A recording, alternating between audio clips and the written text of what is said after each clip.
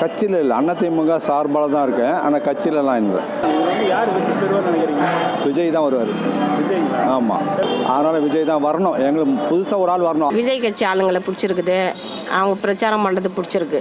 அதிமுகவில் இருந்தேன், அதெல்லாம் சரி கிடையாதுன்றதுனால இப்போ இவர் அண்ணா வந்து நிற்கிற அவர் வரதுனால எனக்கு ரொம்ப பிடிச்சிருக்குது. அவருக்கே ஓட்டு போட்டுருவோம். அது விஜய்காண்டி தான். உங்கள் தொகுதி நிற்கிற விஜய்க்கு நீங்கள் ஓட்டு போடுவீங்க? கண்டிப்பாக போடுவேன். நான் பக்கா ஏடிஎம்க்கு. இந்த தடவை வந்து விஜய் தான் போடுவேன். உங்கள் தொகுதியில் நிற்கிற விஜய்க்கு நீங்கள் ஓட்டு போடுவீங்களா? கண்டிப்பாக. இப்போ வந்து நான் ஏடிஎம்கே தான், ப்ளஸ் வந்து விஜய்க்கு போடலான்ட்டு ஒரு ஆப்பிட்டு இருக்குது. ஏடிஎம்கே தான். ஏடிஎம்கே. ஏடிஎம்கே எப்படி? அம்மா இந்த காலத்துலேருந்து அவங்க வந்ததால் அதனால் அந்த கட்சிக்கு எல்லாம் அப்படி தான். விஜய்க்கு நீங்கள் ஓட்டு போடுவீங்க? ஓட்டு கண்டிப்பாக. ஆமாம், நான் விஜய் ரசிகர் தான். என் ஃபேமிலி 10 ஓட்டம் அவருக்கு தான்.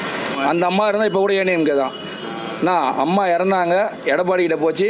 என்ன சொல்லுது, அவரும் சரியாக செய்யலை. என் ஓட்டு தளபதிக்கு தான், என் ஃபேமிலி ஓட்டு, என் கூட இருக்கிற பசங்க எல்லாமே தளபதிக்கு தான். ஒன்லி சீமா நாய் மாரி கத்தின்னு குலைச்சின்னு இருந்தாலையும் தளபதியே திட்டுறா தற்கூரின்னு சொல்லிட்டு. ஆனால் அவரே ஒரு தற்கூரின்னு அவருக்கு தெரிய மாட்டேங்குது. நம்ம யாரும் அவரை பற்றி பேச விரும்பல. அவர் பேரால் ஆகிடுவார். அப்புறம் ஏடிஎம்கே தான். ஆனால் புதுசாக யாருன்னா வாய்ப்பு கொடுன்னு முடிவு பண்ணாக்கா விஜய் கொடுத்தா நல்லாயிருக்கும். நீங்கள் யாருக்கு ஓட்டு போடுவீங்க? ஓப்பனாக சொல்லணுனாக்கா விஜய்க்கு வர ட்ரை பண்ணி பார்க்கலாம். டிவிக்கு இல்லைன்னா ஏடிஎம்கே சொல்லலாம். அம்மா இல்லை, விஜய் வந்தாருன்னா நல்லது பண்ணுவார் தான் எனக்கு இருக்குது. நிற்கிற விஜய்க்கு நீங்கள் ஓட்டு போடுவீங்களா? கண்டிப்பாக. முன்னாடி ஏடிஎம்கே வந்தது, அதனால் விஜய் கண்டிப்பாக பண்ணுவார். சற்று முன் டைம்ஸ் சோசியல் ட்ரெண்ட் செய்திகளை தவறாமல் காண நம்ம சேனலோடு தொடர்ந்து இணைந்திருங்கள்.